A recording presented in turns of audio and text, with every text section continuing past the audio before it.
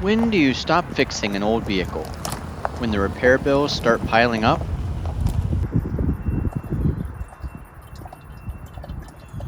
When the miles get really high? Or when the repair costs more than the vehicle is technically worth? Our 2009 Ford Expedition just rolled past 183,000 miles, and lately it's been starting to nickel and dime us. But here's the real question. At what point do you say enough and replace it?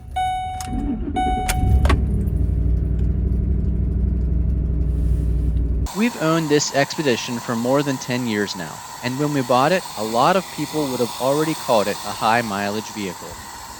But it's been incredibly reliable for us over the years, and it's still Jennifer's favorite vehicle she's ever owned.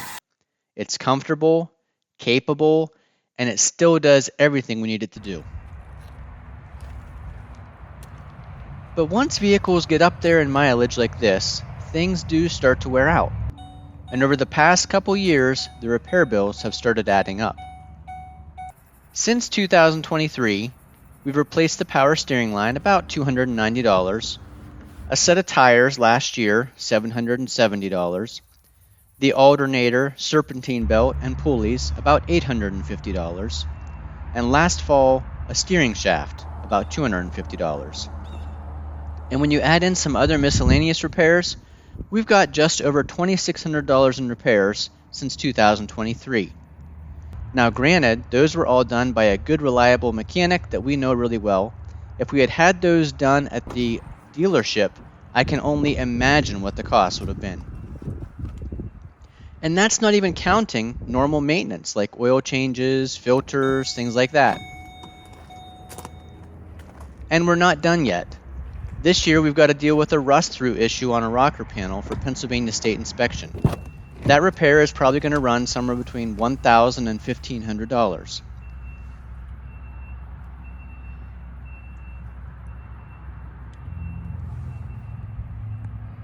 The aluminum wheels are also starting to pit, and that makes them leak air.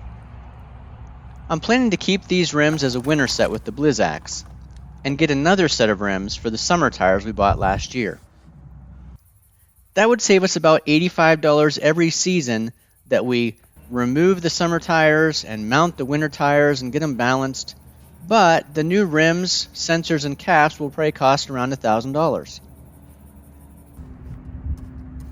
So when you add it all up, we could easily have another $2,500 into the vehicle this year. Which means we're looking at about $5,000 in repairs over a few years on a vehicle that might only be worth $3,000 to $5,000. And that's the point where a lot of people would say, it's time to get rid of it. Enough is enough. This is when to say when. But here's the thing. That's actually the wrong way to look at it. When I make the monthly payment on our Ford F-150, it really puts these repair bills into perspective. A newer vehicle today can easily run $1,200 to $1,500 per month in a payment. Suddenly, $5,000 in repairs spread out over 3 years doesn't seem all that crazy. And this isn't the first time we've kept a vehicle for a really long time.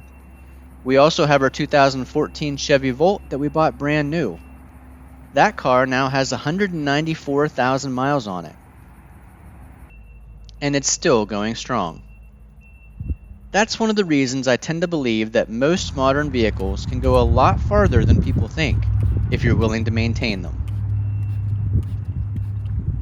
In fact, I've even replaced major components in vehicles before. In an old Ford Bronco I had the engine replaced with a Jasper engine. And I had the transmission in a Ford Explorer replaced with a low-mileage junkyard unit. And in both cases, it was still far cheaper than replacing the vehicle.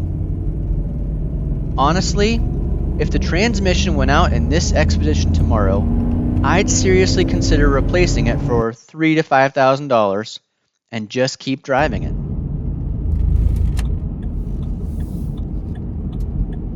So when do you actually stop fixing an older vehicle? For me, it usually comes down to 3 things. 1, structural rust. if the frame or body is too far gone. Those repairs can get really expensive, and you never seem to be able to get entirely ahead of it. The rust just keeps happening. Number 2, constant breakdowns. If the vehicle becomes unreliable, if every time you get into it, you're worried that you're not going to make it where you want to go. And number 3, if it no longer meets your needs. That could be due to space or safety concerns or capability. But if those 3 things are still good, it often makes more sense to keep fixing what you already have. Yes, this expedition feels like it's nickeling and diming us right now. But honestly, I'd much rather spend nickels and dimes than write $1,200 checks every month. And I wouldn't be surprised if this thing makes it to 250,000 miles. I'm curious what you think. At what point do you stop fixing a vehicle and replace it? Let me know down in the comments.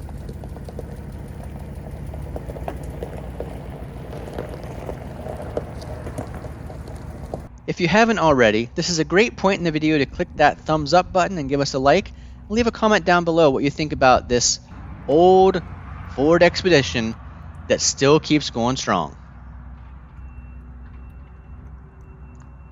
There is one other story about this expedition that I wanted to tell you. A couple years ago, probably 5 years ago now, I thought it might be a great idea to improve Jennifer's exhaust system on this vehicle.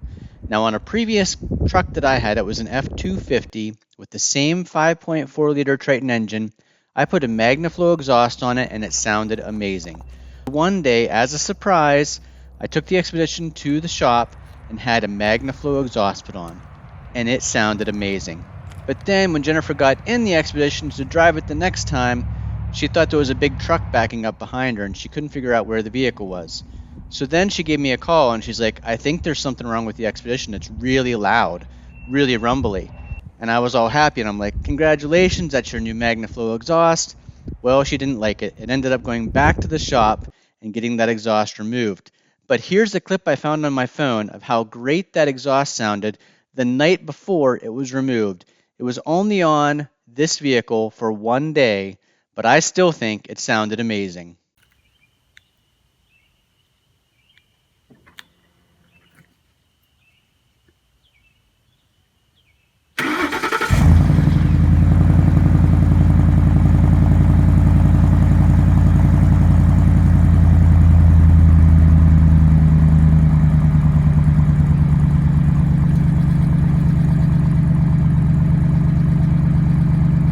Let me know in the comments what you think. Stock exhaust or Magnaflow exhaust?